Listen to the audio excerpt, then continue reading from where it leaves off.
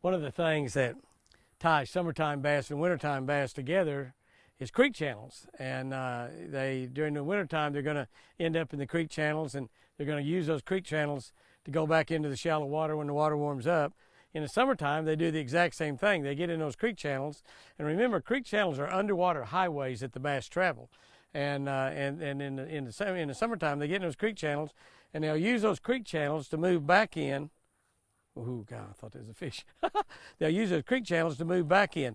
I caught virtually all of my fish today, virtually all of them, in creek channels. Now, I didn't catch them. The crappie was on the edge of a creek channel. The bass was on the edge of a creek channel. Then I'm talking about creek channels that were falling into 13, 14, 15 feet of water. Seemed to have been the key.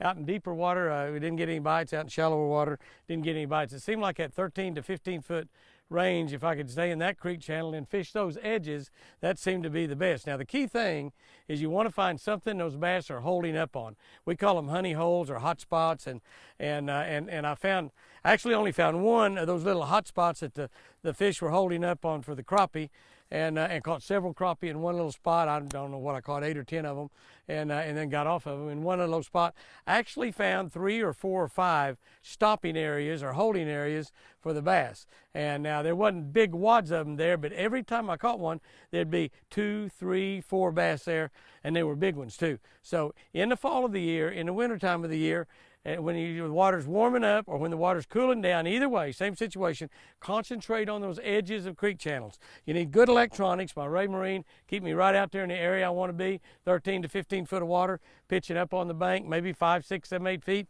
working off of that edge. Great way to catch really big bass in the spring and in the fall. Thank you, guys and gals, for watching us on YouTube. We're going to be doing lots and lots and lots of YouTube stuff this year, having a lot of fun. We want to bring you along on every fishing trip with us.